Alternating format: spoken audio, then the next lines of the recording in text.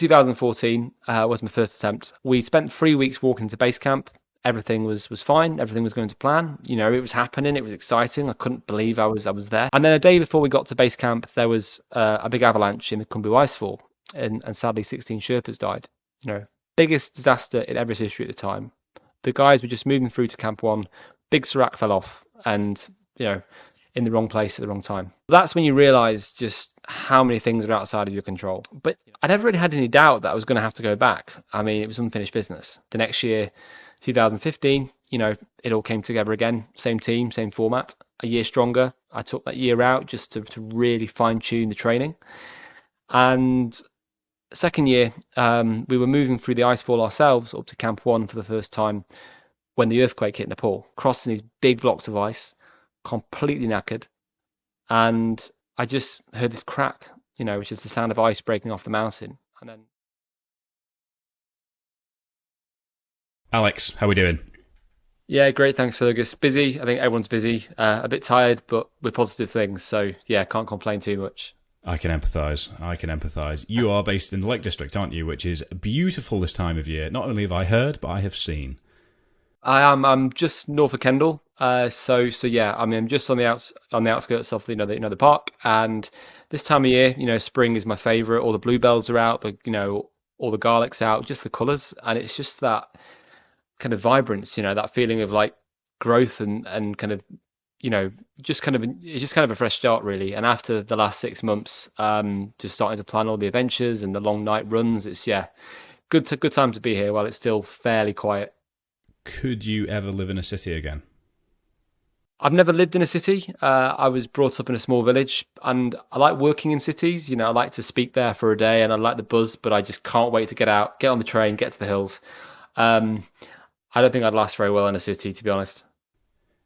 That will all make sense as to why very soon. And I think the best place to begin is probably with your upbringing and the time you spent in your younger years, because they're quite formative in terms of the person that you are now. I know you speak about it very openly when talking to corporates and things, but you had challenges growing up, didn't you? Which are now reflected in what you do now. But do you want to talk us through the trials and tribulations of Alex Staniforth in his early years? Right, I'll do my best. Yeah, I mean, I'm sure everybody has, their own challenges and of different scales, and it's also relative to where we are. But I think to take you back to where it kind of began, as I said, I was brought up near Chester, small village, great start. Parents gave me everything I needed, all quite comfortable. And when I was about 9 years old, I had a mild form of epilepsy, and that was soon brought under, control by medication and things. But it was a pretty traumatic thing to go through at a young age. And that was just a trigger for anxiety and panic attacks whilst I was at that, kind of transformational part of my life. I've been relentlessly bullied all the way through school because I was different. That made me a target. I hated sports at school. Like I just detested exercise. I was the kid that came second to last in cross country and PE, which is obviously a very far cry to where I am now. Um, and I've had a stammer all my life as well, which kind of seems ironic now, given my main work is motivation speaking. But having a stammer is something that comes and goes when it likes. I block on certain words. I struggle on words beginning with C and K. It really isn't ideal when you're from Kelsall and now live in Kendal. And honestly, when it's at its worst, I've even smashed up phones at home through the frustration of being unable to say my own name. And even now, it still holds me back in kind of a number of ways. So I guess if you put all those things together, the world was a really threatening place. I was always on high alert. I never felt good enough. I believed I was born to fail, and so I guess I didn't have any confidence. I didn't really have any big ambitions. So that's kind of where I was, and I appreciate that I was still healthy, comfortable. My parents still cared for me. I had a lot that was going well, but all you know is what and at the time it was quite an unsettling time.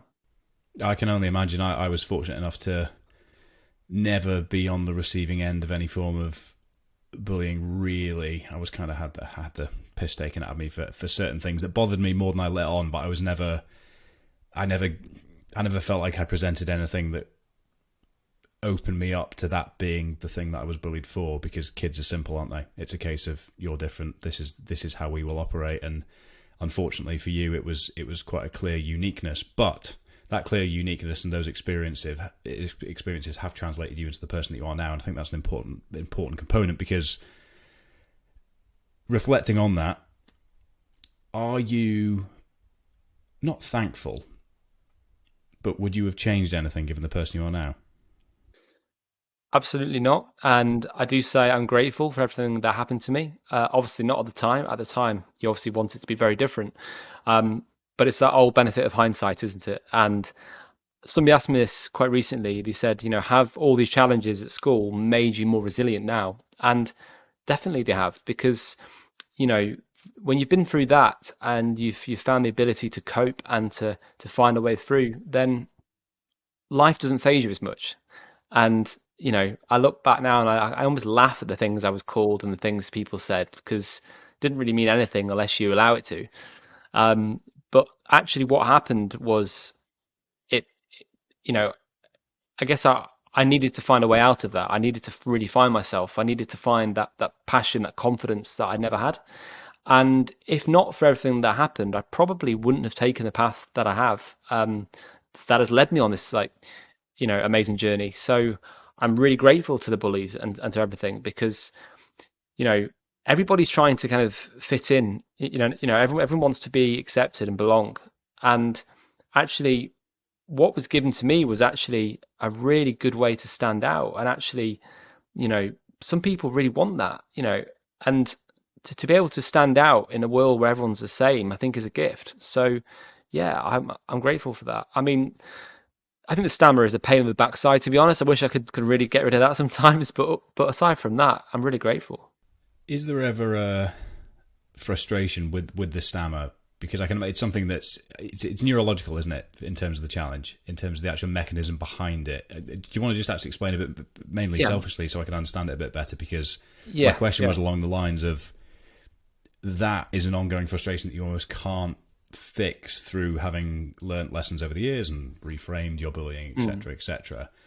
And I can imagine when that frustration is at its highest, that might be where the bullies from your younger years get back in your head, and you start to almost go backwards mentally, because you feel like you can't break through that wall. That's how I would perceive it Mm. if I was on the receiving end of that. So that was going to be the question, but I think for context, it's probably worth just explaining a bit more about the actual Yeah, mechanism that is a stammer. I think that's pretty accurate. I think it is neurological. For example, if I'm speaking to myself in a room, if I'm speaking to my parents or people I know really well, I won't block. But then in a certain situation, um, it will happen. And so there's definitely an emotional element. I think it's linked to anxiety. I'm not actually totally sure, so I'm probably not the best person to explain, but there's definitely an emotional element there. And it is, it could be classed as a disability. In fact, in fact, it is a disability. Um, but the way I've always stammered is more kind of covert. So there's like there's technically two types. There's overt and covert. And covert's not like a spy. What it basically means is you get very good at hiding and avoiding it. So I swap words to try and avoid stammering on certain ones that I normally certain ones that I normally have issues with. The problem with that is things like when you're asked your name, or situations where you can't swap a word because you can't forget your name. You can't change your address. And the stammer kind of knows that. So there's definitely an emotional element that when you have like a bad experience, like a certain place or a certain person, it's almost like the stammer has this kind of muscle memory, and you have to work really hard to control the breathing and reframe it. But the frustration is almost that, as you say, it's not like a physical injury that you can overcome, or you can, a mindset you can shift.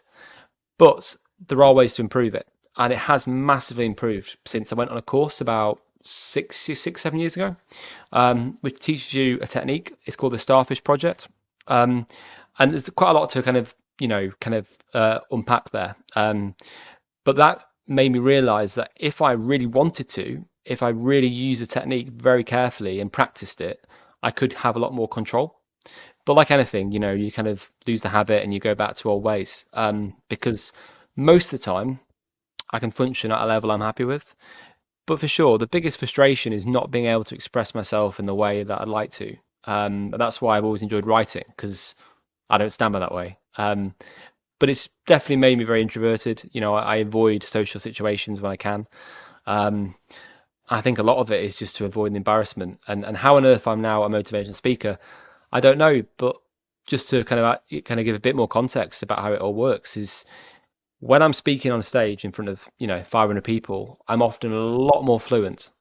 But if you put me in a one-to-one chat with somebody I don't know or in a bar full of strangers, I just freeze.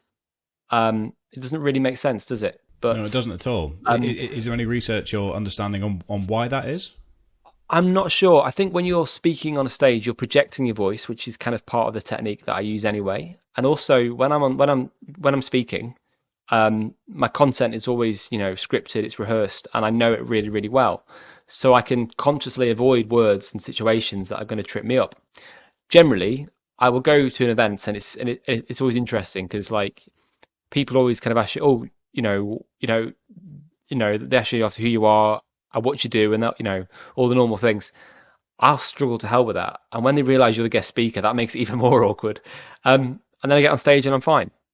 Sometimes like on the train home from a speaking gig, I won't be able to actually say where I want to go or ask for a ticket. So I have to pay more to go somewhere else because I can't say where I want to go um, after you're speaking fluently. So partly it's through preparation. I actually think it's all through preparation and through confidence.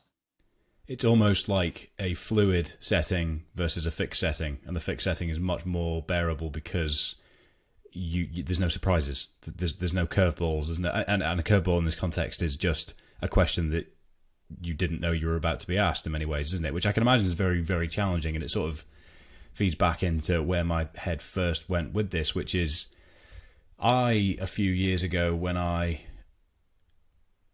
was sort of confronting my negative experience with my mental health 2014, 2016, when I felt myself slipping backwards or when I felt a bit more reflective of those time periods and as if I was back in that time, there were moments where I'd sort of see flashes of people that I thought didn't treat me that well, or there were memory associations that went with it that almost exacerbated the frustration, which is why I sort of wonder if now you ever see the bullies, you ever feel a bit more downtrodden given how they treated you, when the stammer is it's not winning, but when you feel it's beating you down, when you feel in those really fluid situations that cause that stress. Or is it something that you've just learnt to accept as a part of who you are, and you are completely content with the fact that you are who you are, the stammer is a part of that, and that the past is a part of that? So therefore, those negative memory associations aren't as present, because that's something that I've overcome. So I'm just very interested to hear from your perspective. Yeah, really interesting actually. Really interesting point. I think it depends what else is going on at the time. If I'm a 9 out of 10, if I'm in a really confident place, I use it as fuel. It's a bit of like it's kind of raising the middle finger to all that stuff, and it spurs me on. Um, if I've had a bad experience, if I'm having a really bad time, I've had a few knocks and setbacks, there's a real risk of almost looking for it. You're looking for evidence. It's that confirmation bias where you're kind of using that as reinforcement that I've done a bad job. I'm not good enough. And you start to compare yourself, and then you get stuck in this downward spiral. So you can't change the past, and I think I'm definitely in a lot more peace with all that stuff now. But it really depends where else I am at the moment, because I've got a lot of evidence there that if I want to use it against me, I can. And that, fortunately, I've got evidence for the contrary as well. And having those affirmations, I think, is really important. But I have seen some of the bullies since. I get asked this quite a lot actually in talks, and I always say to them, that the bullies are exactly where I thought they'd be. I have nothing to prove anymore. I'd like to think I proved them wrong a long time ago, and hopefully some of them have kind of grown up now. Um, but yeah, I don't need their approval anymore. One of the best things, I was walking around Chester a few years ago, and I saw one. He wasn't really a bully, but somebody that I kind of didn't get on with at school, and he just said, "You've been busy, haven't you?" And it was pretty satisfying, to think that. But the the best thing was last year. I got invited to go and speak at my old school. But 10 years on, after um, 10 years since I left, and that was like a full circle moment, and there were no, there there was nothing barred. I didn't, I was grateful for what the school gave me, but I wasn't going to downplay anything that happened to me. That's remarkable, really, when you actually think about it, isn't it, in terms of the full circle effect? But I think to paint a picture as to how that full circle has been formed, the buzzword is mountains. Yeah. And there's a lot of context that goes with that. But to kick things off, I think that is the important foundation off which we shall work. So your coping mechanism might be unfair, but your original escape from the challenges of your youth was a fascination and a curiosity with mountains, wasn't it? So talk us through the early stages of that, because as far as I'm concerned, you found real solace in them, and that has been an ever increasing journey from that moment onwards. Yeah, yeah, absolutely. And so flashback to when I was about 14. So it would have been about 2010. I went on my first hill walk, and that was here in the lakes actually, with my friend Tom and his family. And as I said before, I never really enjoyed sport. I never really, wasn't adventurous. My dad was a marathon runner, and he was the person who inspired me to start running. Not in a natural way. It was actually on holiday in France. My stepmom put a €2 bet that I couldn't run a mile with my dad. And €2 is a lot of money when you're 14. I wanted that pan of chocolate. So I was like, so I dragged myself around for a mile and wheezed and whinged and moaned and hated it. But yourself, when you push the bar, you just want to keep pushing the bar higher, and you kind of change that mindset of actually, I can do that. What else can I do? So there was an interest more so much with outdoors and exercise first. Then that hill walk opportunity came up, and normally I would have said no. Anxiety would have just shut me right down. But now I started saying yes, I can do that. So it was that walk in the lakes that was one of those kind of light bulb, kind of pivotal type moments of kind of enlightenment, right? And at some point that day, I'd asked myself a question: where is Mount Everest? It just kind of pops into my head. Just that ability to like, It's peak Dunning-Kruger, that, isn't it? I'm halfway up Helvellyn. I'm going to go to Everest. Let's have a look. it was almost like that, because again, at 14 you're kind of you're kind of naive. You think you can take on the world, and so I went home, I started to research it, and just it just ticked all the boxes. It was like the thing I never had. It was the calling, and I just had this kind of obsession with it that I'd never had before. Everest seems to be the ultimate challenge, the ultimate goal, to prove myself and to prove all the bullies wrong. And so I just knew I had to do it. I knew I had to follow this, and I can't really explain that kind of calling. But at that point, you think it's just one of these kind of schoolboy dreams. It's never going to happen. Um, but I kind of subconsciously started taking the steps towards that, climbing in Scotland, climbing in the Alps, Mont Blanc when I was 17, climbing in the Himalayas. And 4 years later, at 18, I was on my first Everest attempt.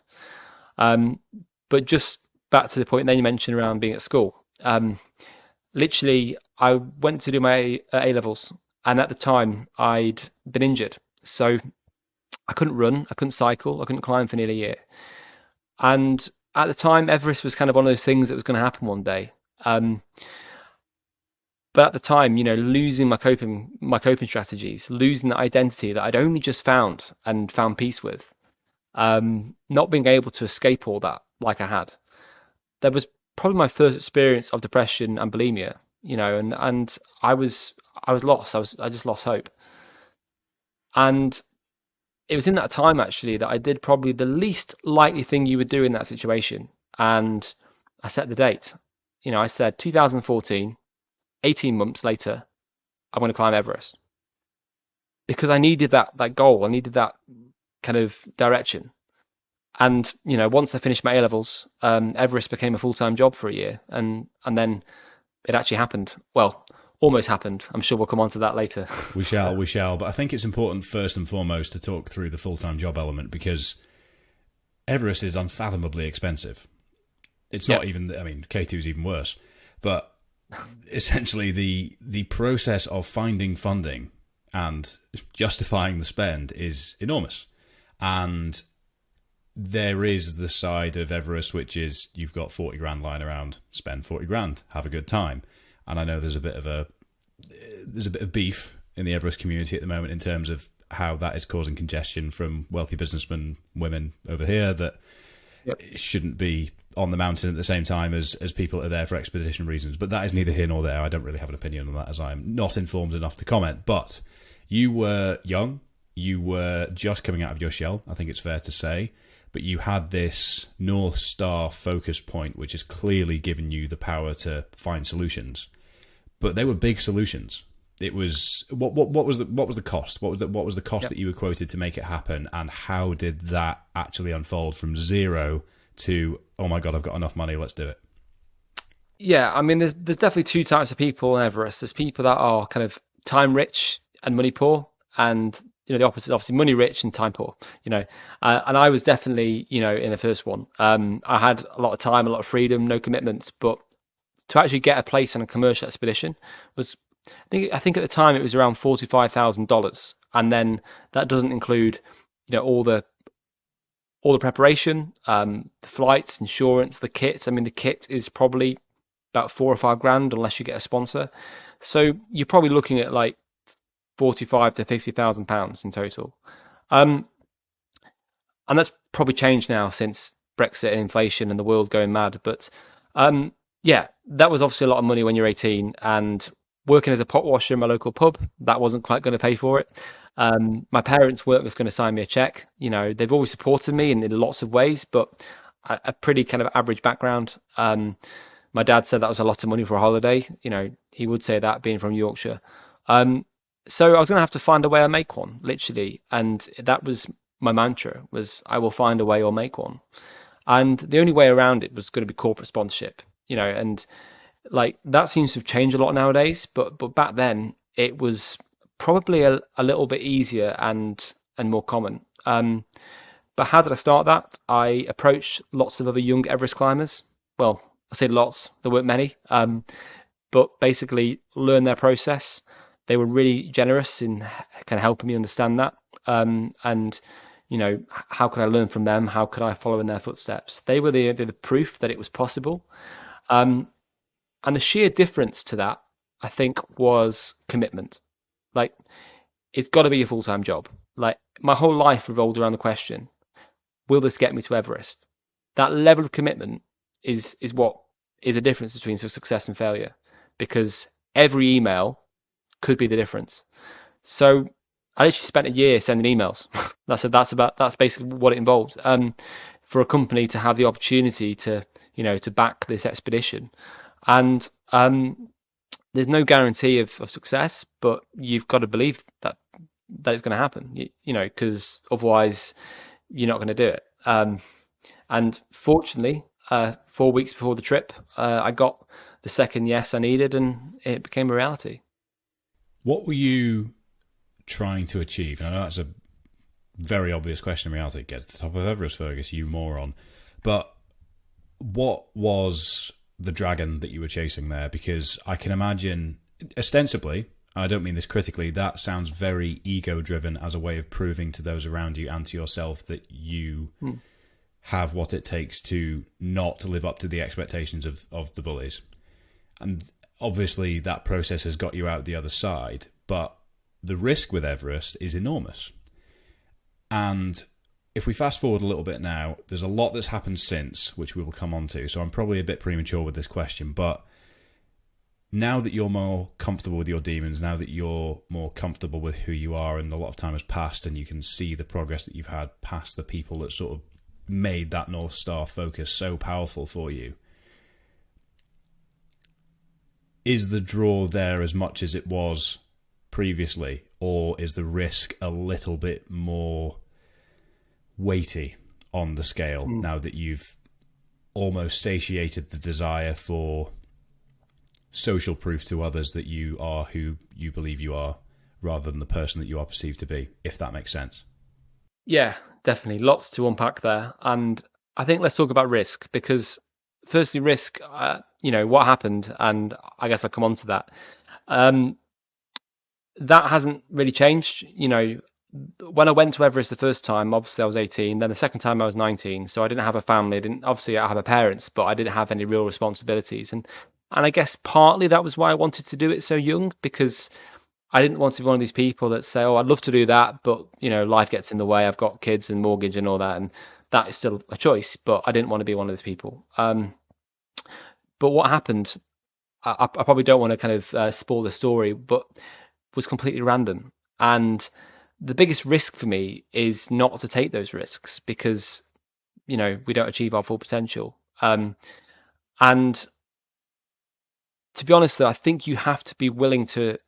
You have to really, really, really want it to be willing to justify those. And I would be willing to justify those now just as much. It was more about that why. And as you say, having that reason why to do it is the most important thing. If I'm really honest, looking back at my 18-year-old self, it was to try and prove prove people wrong. It was trying to think to feel good enough about myself, to find peace. I thought that when I got there, when I got to Everest, I'd be happy. That was like, I could rest on my laurels. I've achieved my life purpose, and I just had to get there, and everything would kind of fall into place. That was what I believed, right? And obviously, I found that not to be true. But I think Everest is an ego, and it is a place full of ego. Sadly, I think there's lots and lots of different reasons why we do these goals and challenges, and they're all sort of balancing. They all kind of balance each other out.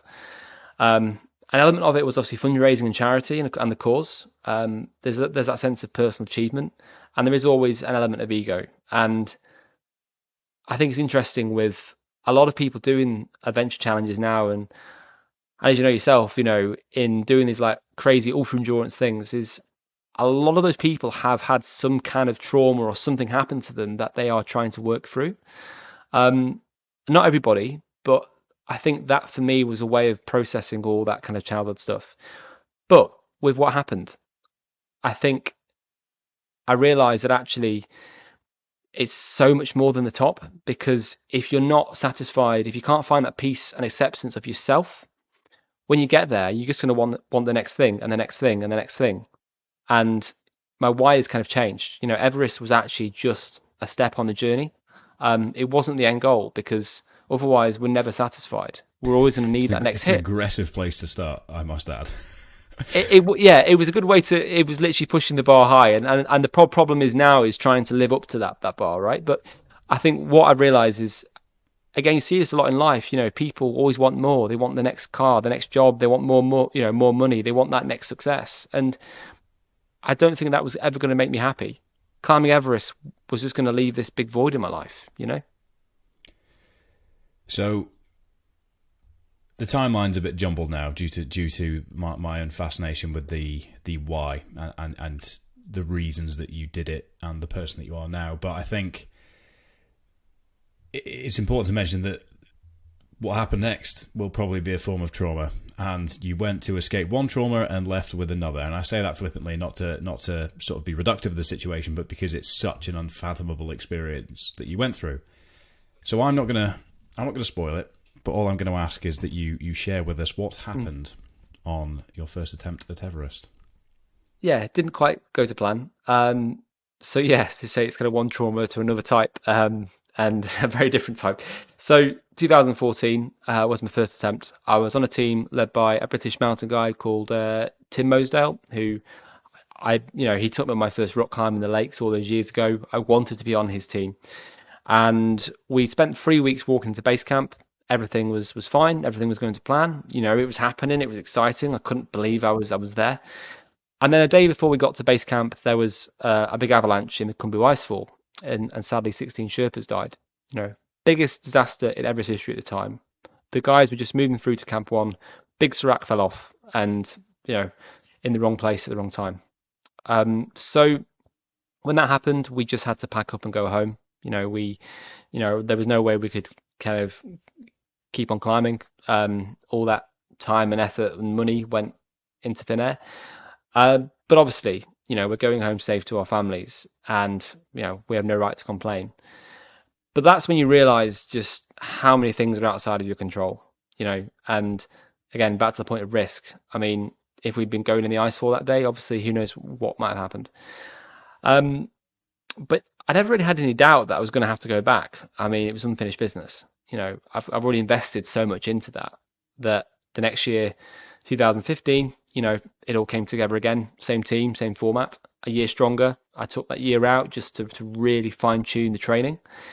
And second year, we were moving through the icefall ourselves up to Camp 1 for the first time when the earthquake hit Nepal. And we were just below Camp 1, about 6,000 meters altitude. So you're kind of higher than Kilimanjaro at this point when the earthquake hit. And my kind of recollection of that was actually, I didn't have a clue that there'd actually been an earthquake because I was on my own. I was just pulling on the rope, crossing these big blocks of ice, completely knackered. And I just heard this crack, which is the sound of ice breaking off the mountain. And then behind that, there was this primal roar of an avalanche coming straight for us. And, for the first time in my life at 19, thinking, you know, this is it. This is how I die.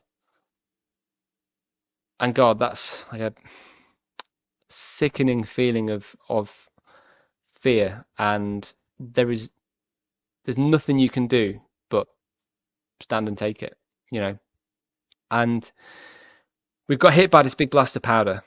Fortunately, it was just that, and pretty miraculously, we'd all escaped unharmed to Camp 1.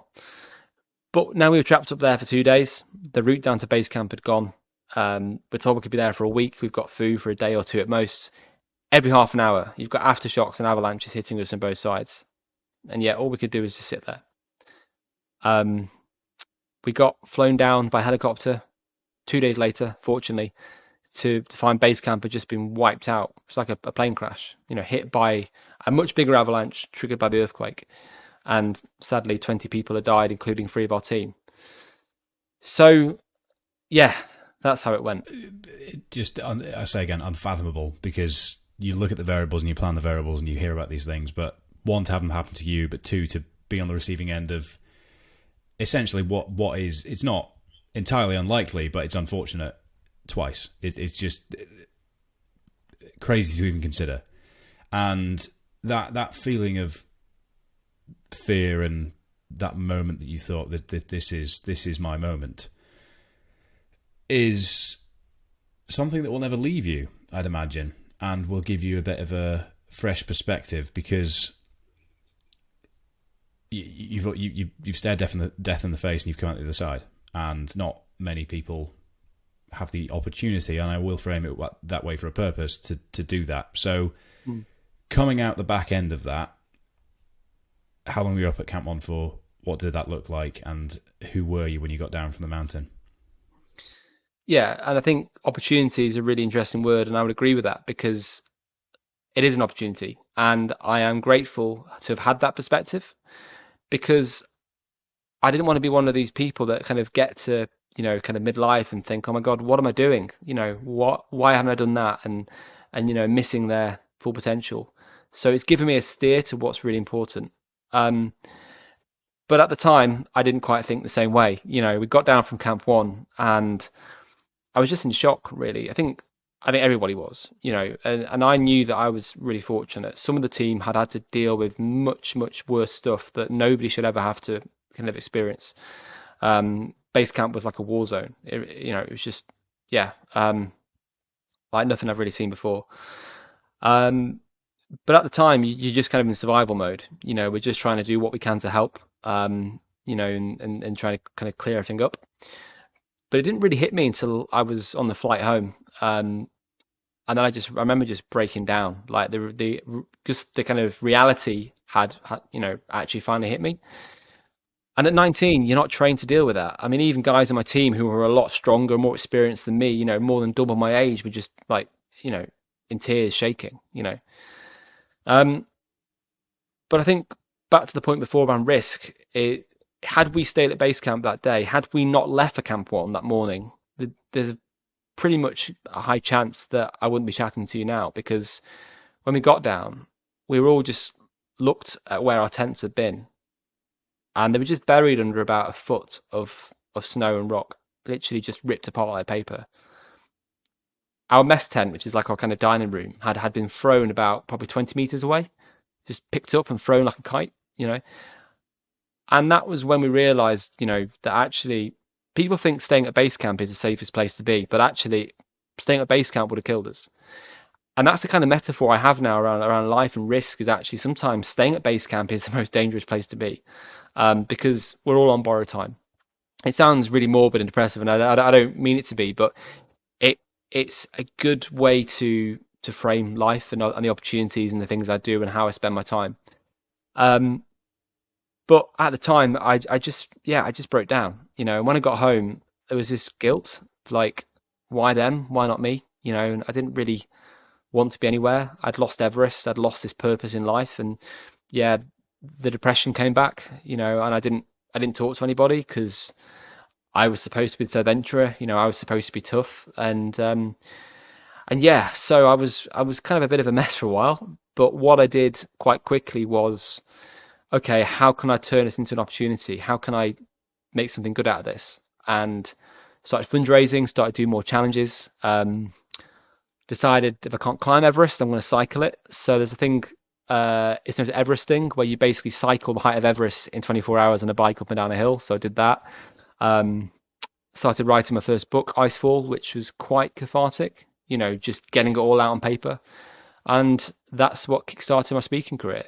So yeah, I just tried to turn it into something positive, really, and that was helpful. But if you don't deal with what's in the box, it's going to come and get you. Do you want to go back? It's always a question I get after talks, and if you asked me like 2 years ago, I would have said maybe one day. I'm too young to say never. Last year, I had a lot of time to reflect on it, and the bug never really went away, but it just kind of, I said that desire, that why wasn't strong enough to justify it. And what happened led to so many other opportunities. It got me into ultra running. I found challenges here in the UK instead, and started the charity, and just got too busy. But then last year, in fact, this is a little story just to bring up now. Is I was having a coffee with a good mate of mine, Rich, in Edinburgh. Actually, we were in Starbucks down the Royal Mile, and Rich has been a great friend and supporter on all my challenges I've done since. And he followed me while I was out there in Everest. That's how we kind of connected. And I was talking about it then, and as we were chatting, Rich just froze and looked kind of behind me and just pointed, because I've just been talking about the possibility of going back before I'm 30, so 2 years time. And this lady sat down next to us, and on her bag was Ed and Hillary in the classic Everest summit pose of 1953. And he just looked at me and said, "If that's not a sign, I don't know, I don't know what that is." And the goosebumps that I had then were the same ones I'd had all those years ago when I set the goal. I really trust that kind of instinct.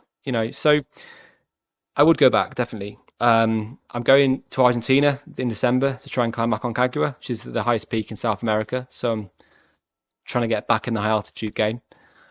But looping back to your question before, now the why would be different. It would be for a completely different kind of purpose now, and that feels right, I think.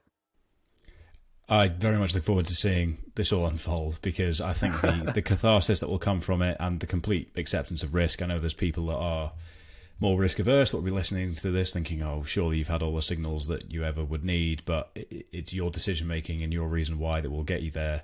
And that's all that matters, really. You're going to be sensible about it. You're going to manage risk as best you can, but some risk cannot be managed because variables will be thrown at you.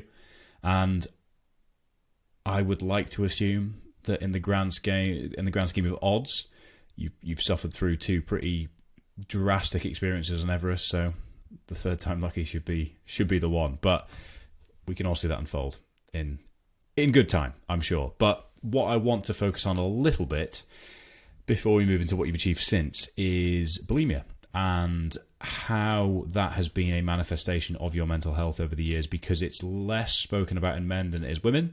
I've had Rupert Guinness on the podcast, who's an ultra endurance cyclist based out of Australia, who's very open with it, and he's in his is he 50s or 60s?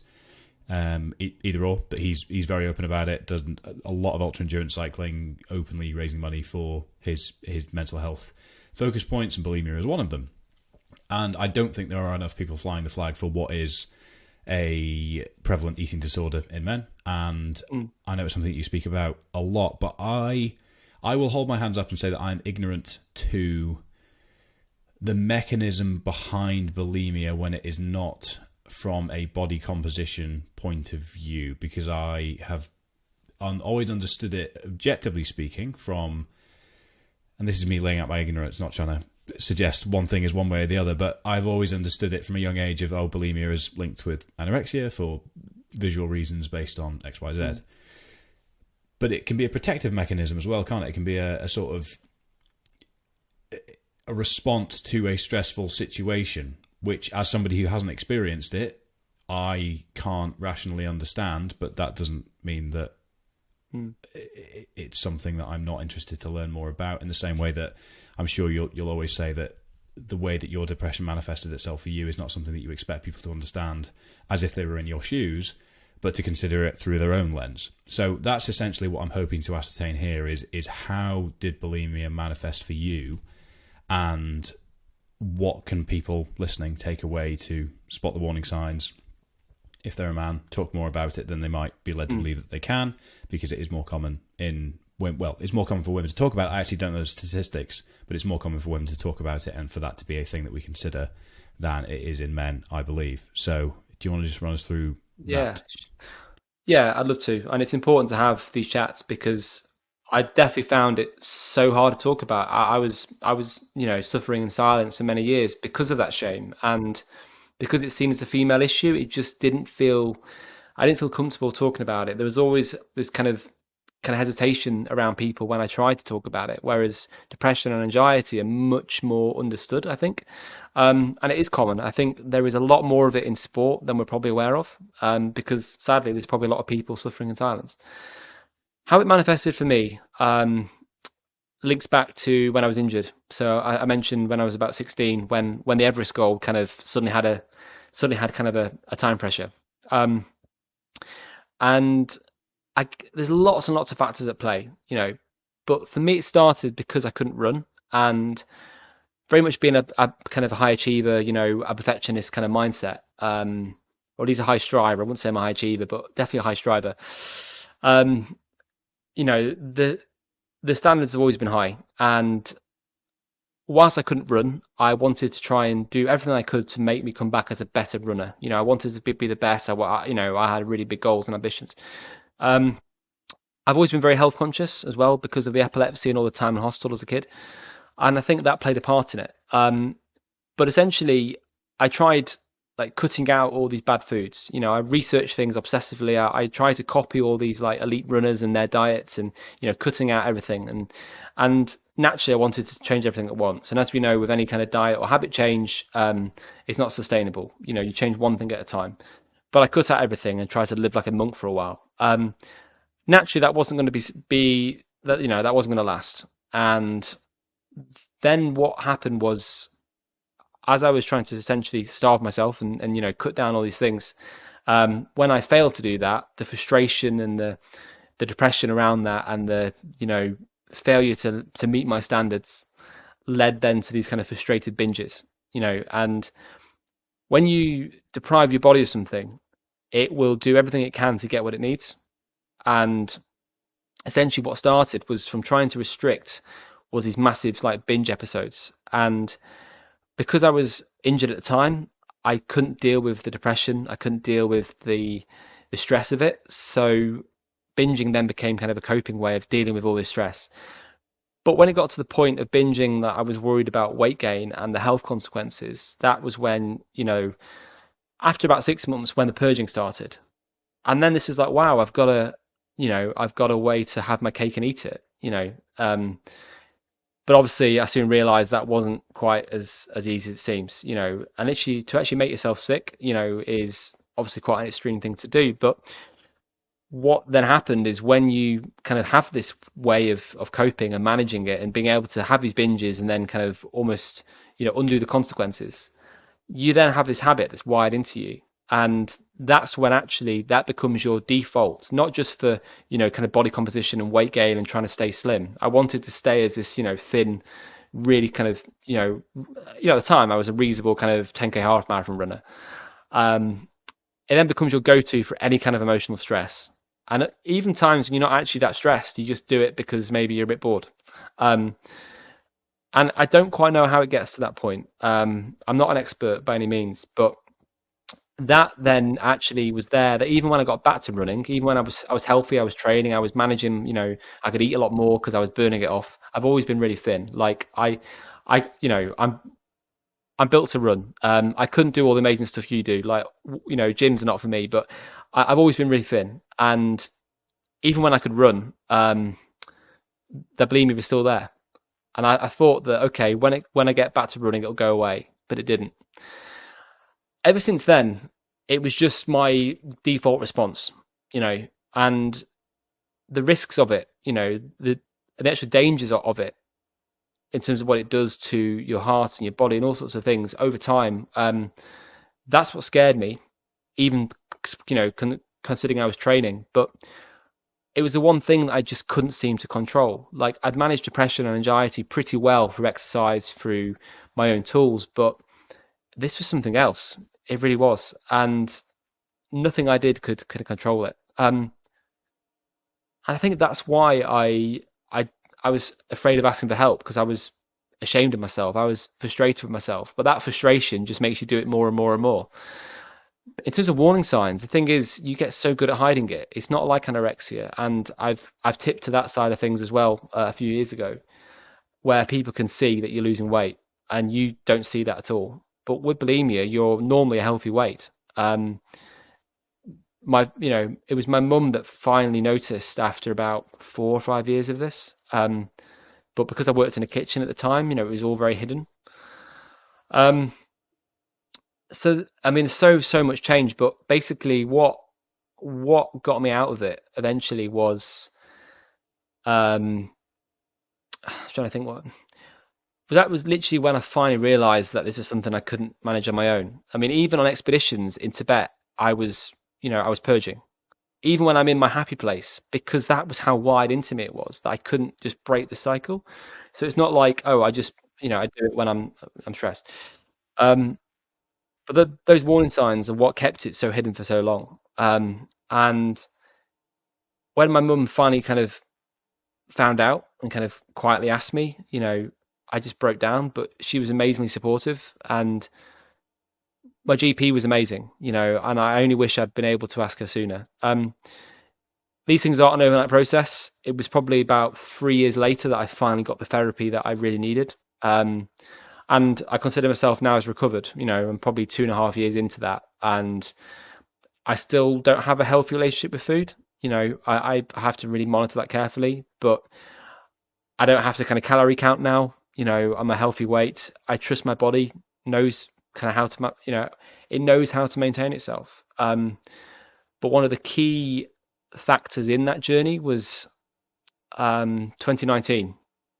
I moved to the lakes, so massive life change, lots of stress, lots of change.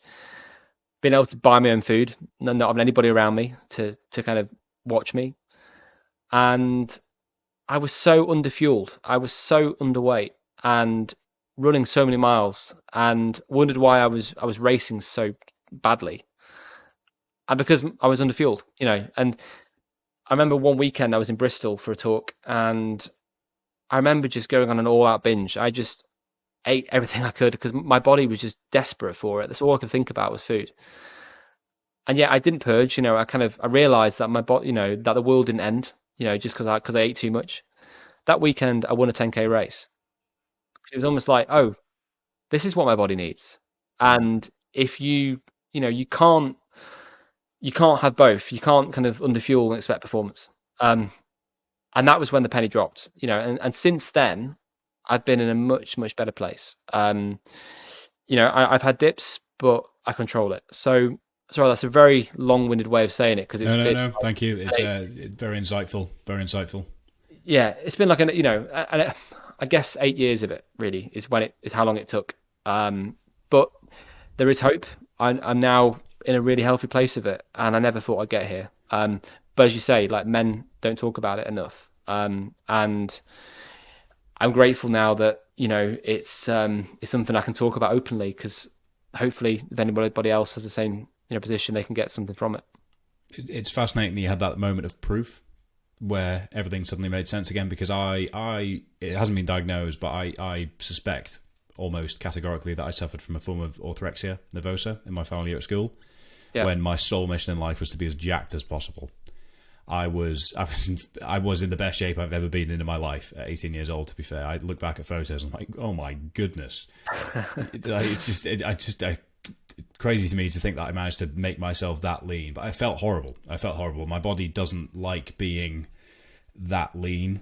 My brother's the same. We kind of can put on muscle very, very effectively, and we adapt to new demands really well. But when we start to like force ourselves to get leaner, we just don't perform as well. We don't feel great. So that proof has come to me since. But I went on a lads' holiday, as most British teenagers do, as I finished school, and we were essentially in a situation where I didn't have access to the usual foods that I would, because orthorexia is essentially a hyperfixation on a specific category, or you qualify foods in a certain way, and then that is the frame of reference that you have to look at foods within. So for me, it was clean eating, quote unquote.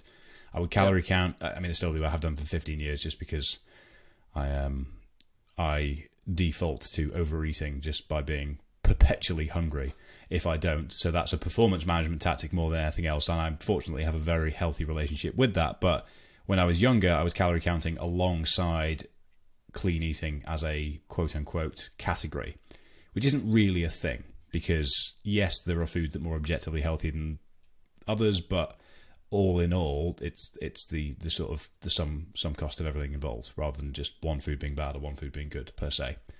And I was very regimented with this. It got me in phenomenal nick, and I saw the results, and it made me think, okay, well, you're doing everything right, great. But it meant that I stopped drinking in my final year at school, which is odd in Scotland. I was missing social occasions because I didn't want to have access to food that would expose me as sort of a bit socially odd with it. I would be a bit difficult at restaurants. I would sort of be a bit difficult with my parents, expecting them to understand things in the same way that I expected things. And I then found myself on this holiday whereby I was really nervous about the fact that I didn't have control over a kitchen like I normally would, because the food was being provided for us. We weren't providing or creating the food. And 2 days in, I was presented with Nutella pancakes. And that was like a just firm no. That does not fit the category. But it was that or have an apple for breakfast. And I didn't want an apple for breakfast. That would have left me very hungry for the rest of the day. So I had the Nutella pancakes. Lo and behold, the next day, I was still in good shape. I felt great. The world hadn't ended. And I thought, okay, maybe you can be a little bit more fluid with this. Maybe you can be a little bit more flexible. And then this is sort of when in YouTube, if it fits your macros, flexible dieting became a thing. And I became more aware of the fact that actually, in terms of energy balance, this is how body composition is to be considered. In terms of overall health, that's a separate equation entirely. But I reframed how I looked at things, and by being forced into a situation where I didn't have choice, took me away from my mild eating disorder that I had in my last year at school. So not the same severity as yours, obviously, but as another man, I'm happy to share that I have suffered from some form of eating disorder, which I think is something that as a sentence is often quite taboo to say. But with that in mind, do you come up against any form of resistance when it comes to talking about bulimia versus talking about some of the other things that you do from your mental health point of view? Great question. And, I think as well as you say, there is still a taboo. And I think I don't talk about it as much as anxiety and depression. Sometimes it just doesn't feel quite appropriate. Like I speak a lot now in corporates and schools around mental health. But bulimia is quite kind of graphic. It can be quite kind of, it can be, what's the word? It can be kind of quite difficult for people, especially if they're going through the same thing, because to kind of explain it, you have to kind of describe it. Whereas depression and anxiety are far more commonplace. So by nature, I don't mention it as much. And in terms of any resistance, I don't think anybody's ever, kind of challenged it, but I still feel a little bit uneasy about it sometimes, and the reaction that I get when I have talked about it. So I think it's just so refreshing to be able to talk about it now. Here we are, and that's great, and definitely need more of that.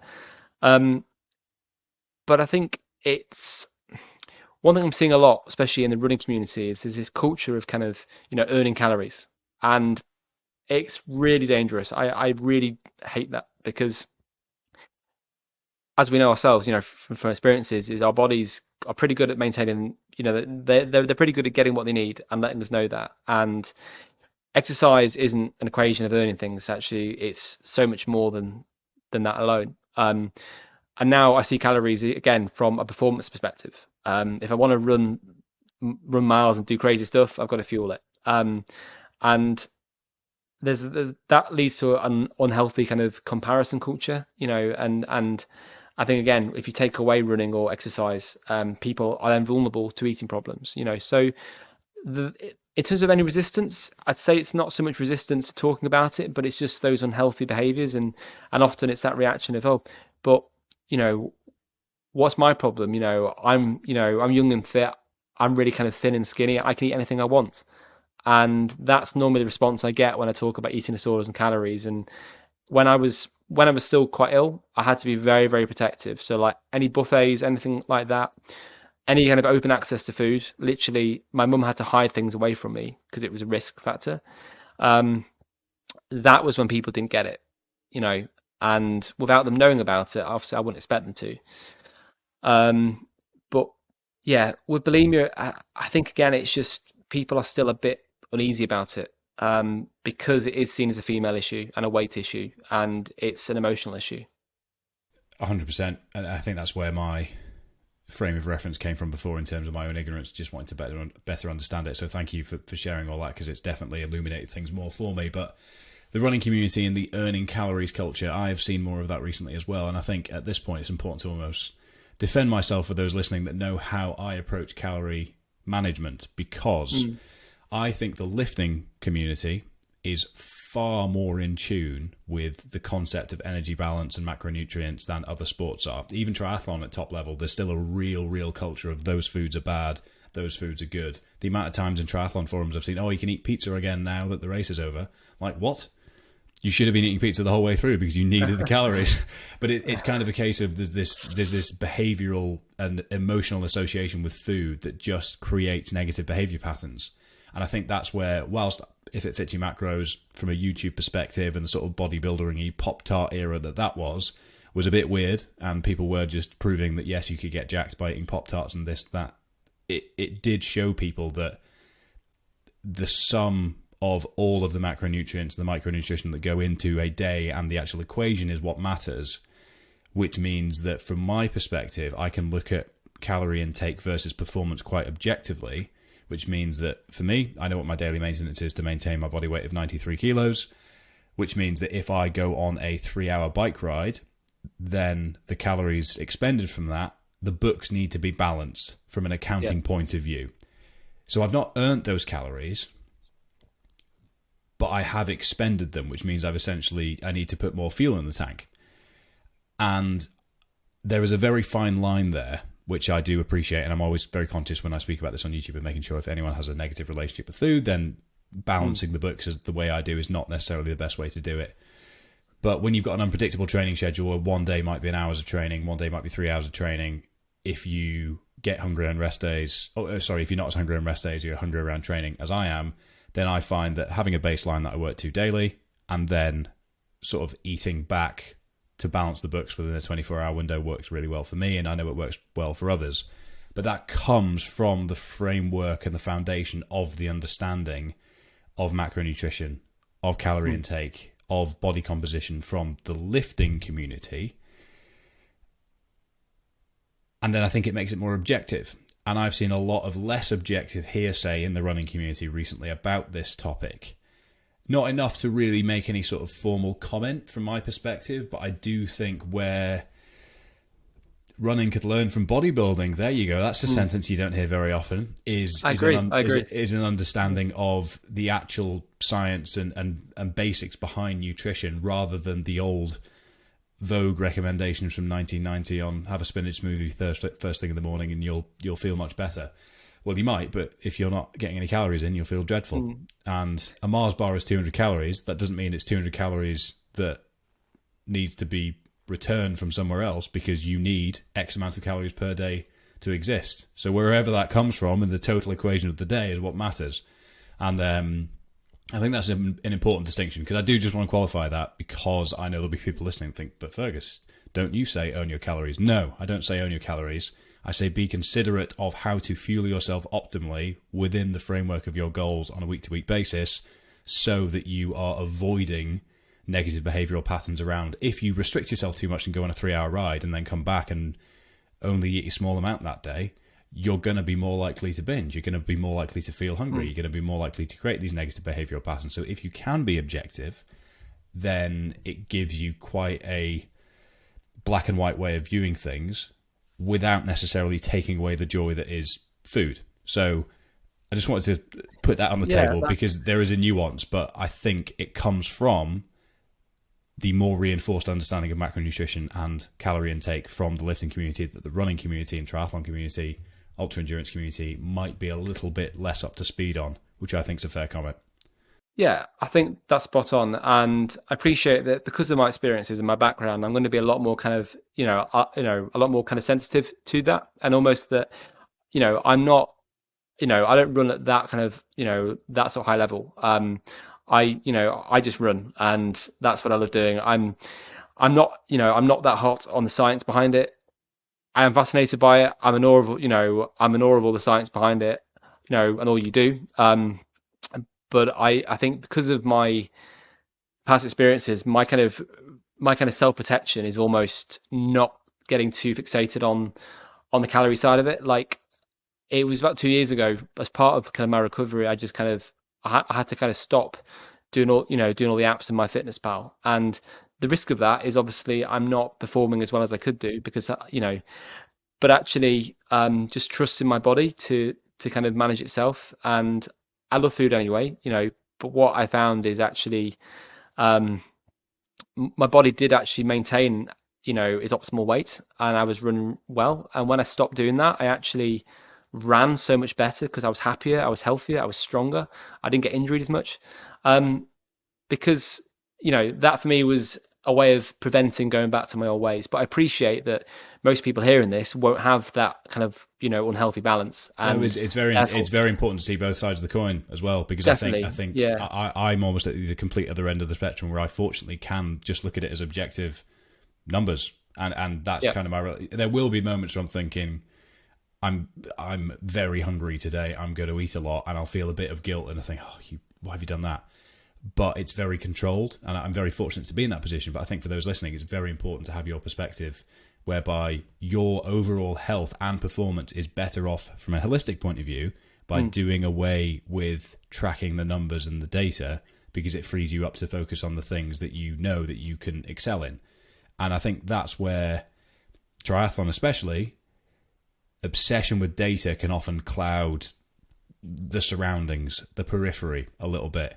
And that's something that we're always really keen to reinforce, because 99% of people that have conversations like this one that train at a recreational level are exactly that, recreational. They're not professional athletes, which means that they need to consider their job, their family, their sleep, what they're eating, their alcohol consumption, when their parents are coming to stay at last minute notice, and all these things that go on that don't feed into the normal data that comes from having less variables to consider. So data is great, but data with context is even better. yeah, definitely. I mean, I am fascinated by it all. I really do need to kind of learn more about it. But I think I am still very much aware of calories, and this last year or so I've not been doing much running. But when I'm doing ultra challenges, I eat like a horse, and that's part of the fun, and that's important. And equally, while I've not been running, I'm still having my treats and things I want, because again, I don't feel I need to earn that, but actually I'm still eating a healthy diet 90% of the time, and the balance is there, and that is far healthier than any kind of binge purge cycle I used to be on. Where I just felt utterly miserable and I ran equally miserably. So The question at this point, I think, is quite clear, and that is, as a resident of Kendal, do you like Kendal mint cake? it's famous. When everybody comes, they always kind of buy loads of it to take home and give to people. I mean, I don't mind it. I actually first tried it when I was on Mont Blanc when I was about 17, and it made me feel terrible because it was like sickly sweet. It was like It's really not what you expect, is it? no, It it's like really it's isn't. like it's like kind of sweet toothpaste, right? I mean, it's okay. I mean, obviously, it was used on Everest back in 1953. That's the sort of story behind it. But I'd much rather have, chocolate or a flapjack or something. If you're going to get sugar, I'd rather get something more, well, I think something higher Substantial. calories. Yeah. Yeah, something higher calorie, definitely. It's okay, but the best thing is probably gingerbread in Grasmere, about Oh, half an hour away. I was going to bring it up. If you didn't bring it up, I was going to bring it up. It's phenomenal. That's worth a trip for. Killer mint cake is famous for that, but it's yeah, everyone here is just a bit like kind of bored of it, I think. And Harrison Ward, who's been on this podcast, used to be head of e-commerce for Grasmere Gingerbread before he went solo as fell foodie, making food in the fells near you. So that's a Yeah, nice he's link a up good there. friend. Yeah, yeah. Yeah, he's a good friend, and he's doing a lot, in the mental health space as well. He's been a big inspiration, and I think I think it's great and really encouraging to see that there's more men talking about it from different perspectives, and yeah, it's just refreshing to see. I agree, and I think it's more men across more categories, which I think is fantastic because more people will then feel spoken to because familiarity is what we find most comfort in as human beings. I've found over the Mm. years, and my perspective on my experience with depression will be received by somebody in the room with more familiarity than yours might be, and vice versa. And that's not a good or a bad thing inherently, but it means that Mm. there's more opportunity for that person to sort of have their thought provoked and make changes in their own life. So, two final things to consider. I think it would be remiss of me not to discuss your Three Peaks adventures, as that was another big project that essentially is now your bread and butter. And then we'll move on to one question I've been pondering this whole way through to finish. So, do you want to talk us through your Three Peaks by foot, not just Yeah. by car, which is probably where people will suddenly sit upright in their seat and go, "Excuse me." Yeah, so Three Peaks kind of the stupid way, basically. So after Everest, again, I kind of had a bit of a reframe and I moved more into ultra endurance, and that's really where I started. I started in running. That's my passion. That's probably the only sport that I'm kind of any good at. And I was looking for something else. I've always been interested in, something a bit off the beaten track.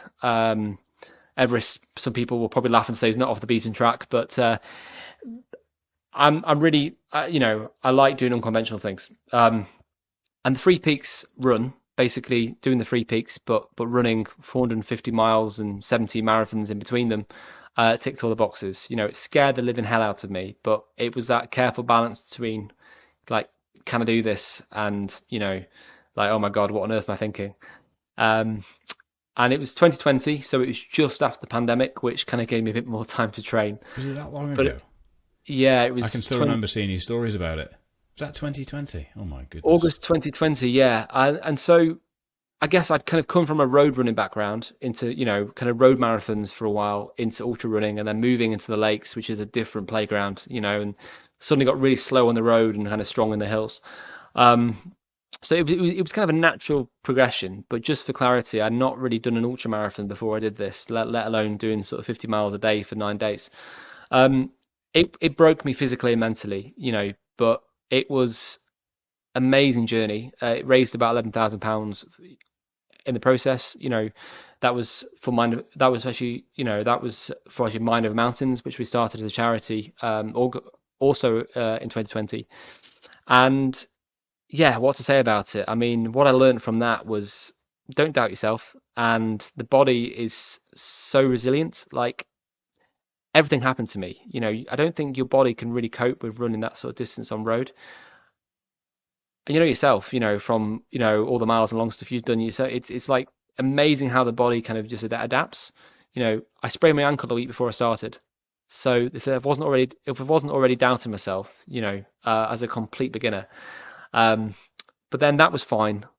every single day, something else happened, something else kind of fell off, and then halfway round, I was hobbling down Scarfell Pike. I'd strained a tendon in a peroneal tendon, so I was in a really bad way. I'd lost a day in my schedule. One of my sponsors had basically emailed me telling me to quit because they didn't think I was going to make it, and I was clearly doing myself damage. But when they did that, it kind of was a bit of a flashback to the bullying and a bit like, yeah, come on then, watch me, which I know isn't a very healthy attitude, but actually it was what I needed at the time. And somehow, with a lot of help, a lot of support, people coming from far and wide, I crawled over and finished just an hour behind the fastest time, 9 days, 12 hours. So I don't know how my body did it. I really don't. But yeah, that was probably definitely my hardest challenge. And now I'm trying to sort of think of ways of how I can top that really. I think we've covered what that'll be. No need to be all mysterious. Well, actually, there might be something else that's similar, more similar to that. But at the moment, I'm making a comeback. So long COVID has been my challenge for the last year. And that has been a mental health journey of a different kind. Mm. I could talk all night about that alone, but I won't bore you all. Um, but that has also kind of, that has also given me a chance to reflect. And I've got even dafter ideas, which I think will raise a lot of money because to be able to raise money, you've got to really do something that I think makes people go like, wow, Every month that passes now, you need to. It can't just be something mad. It needs to be something that people can engage with and feel connected to as well, which is becoming more and more complex and difficult to do. It's almost an art form these days. yeah, I'm pondering one big last project that I've been sitting on for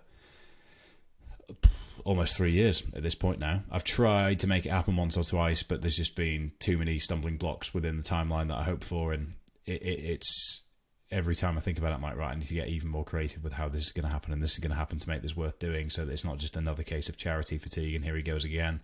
So I can empathise with you there. But I think something you mentioned there that ties back to what I've been pondering this whole way through, from a learning point of view, is I've seen you mention somewhere, I don't know whether it's on the website or in reading ahead of this, is that you called yourself a victim growing up, and you reframed your mentality from being a victim to being growth minded.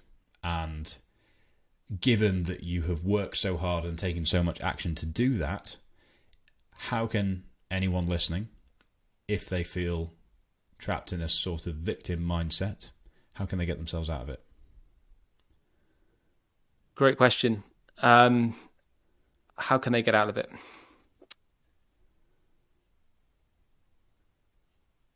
One mantra I often use is trust the process, and it's often something that you kind of gain from hindsight, having done the things that have helped you to get out of it. But I think essentially it's to always look for the opportunities. We can always we can't control what happens to us in life. So many things in life are outside of our control. In the mountains, it's the weather, it's injuries, it's health, it's logistics, it's the people around you, it's the pandemic. But the one thing we can always control is how we respond to that. And you know, we can either kind of lie down and kind of complain and say, why me? Or we can say, actually, how do I grow from this? And when I got back from Everest, a good friend of mine, Rich, another Rich, not the same one I mentioned a few times, he gave me the tough love approach I needed. And he said, this is probably one of the best things that's ever happened to you. You've just got to grow from it. And ever since that initial hill walk and everything since, it's by asking the question. It's like, how can I grow from this? How will I respond? And there's always two choices.